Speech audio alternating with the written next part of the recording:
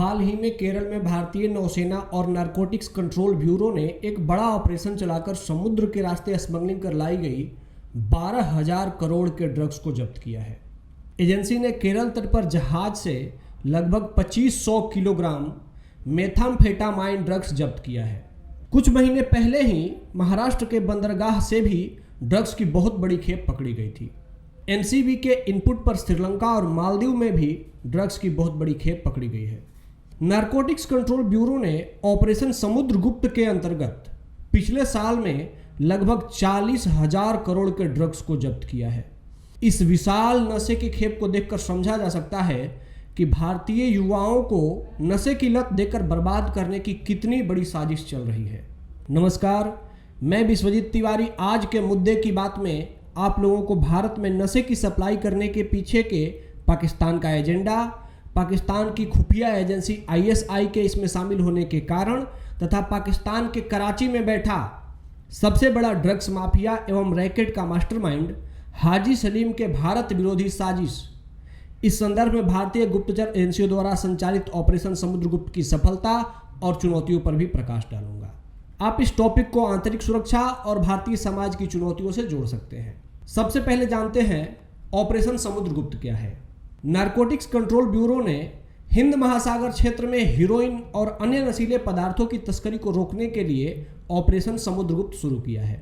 Operation का मुख्य लक्ष्य कार्रवाई योग्य खुफिया जानकारी इकट्ठा करना है, जिसके परिणाम स्वरूप अवैध ड्रग्स के परिवहन वाले जहाजों पर प्रतिबंध लगाया जा सके।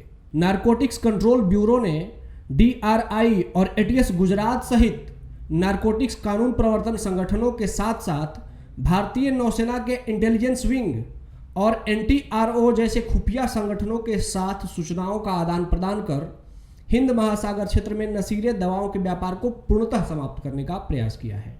भारत पूर्व और पश्चिम दोनों दिशाओं से ड्रग्स के बड़े केंद्र गोल्डन क्रिसेंट और गोल्डन ट्रायंगल से घिरा हुआ है।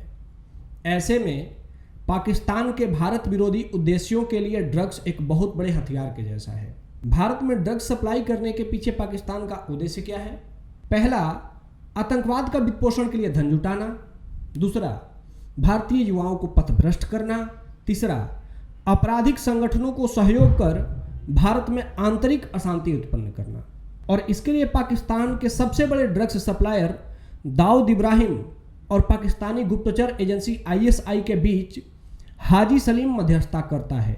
हाजी सलीम अफगानिस्तान, ईरान और बलूचिस्तान से ड्रग्स सिंडिकेट को चलाता है और कराची से ऑपरेशन देखता है। आइए अब जानते हैं कि भारत में ड्रग्स प्रभावित लोगों के संदर्भ में आंकड़े क्या कहते हैं। भारत में इसका खतरनाक फैलाव इससे पता चलता है कि नशे की शुरुआत 9-10 वर्ष की किशोर आयु में काफ़ी तेजी से फैल रहा है। अनेक अध्ययनों से ज्ञात हुआ है कि भारत में लगभग 7 करोड़ लोग अवैध नशे में संलिप्त हैं और उनमें से 17% लोग ड्रग्स के आदी हो चुके हैं। अब इस संदर्भ में सरकारी प्रयत्नों को भी जानने का प्रयास करते हैं।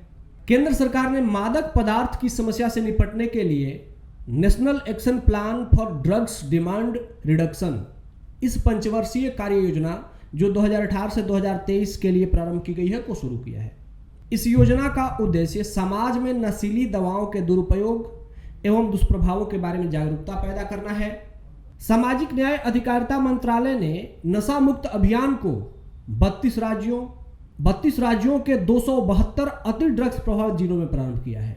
लेकिन फिर भी संपूर्ण ड्रग्स मुक्ति इस बात पर निर्भर करती है कि देश में अवैध ड्रग्स सप्लाई किस हद तक रोकी जा रही है। आइए अब जानते हैं कि अवैध ड्रग्स के संदर्भ में एजेंसियों के क्या प्रयास होने चाहिए।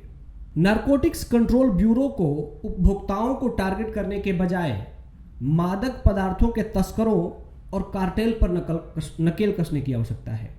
राज्यों और केंद्र शासित प्रदेशों के एंटी नारकोटिक्स टास्क फोर्स के एक सम्मेलन को संबोधित करते हुए हाल ही में गृह मंत्री अमित शाह ने कहा था कि हमारा दृष्टिकोण साफ होना चाहिए कि जो ड्रग्स का सेवन करता है वह पीड़ित है और जो ड्रग्स का कारोबार करता है वह अपराधी है और उस अपराधी से दृढ़ता से निपटने की आवश्यकता है।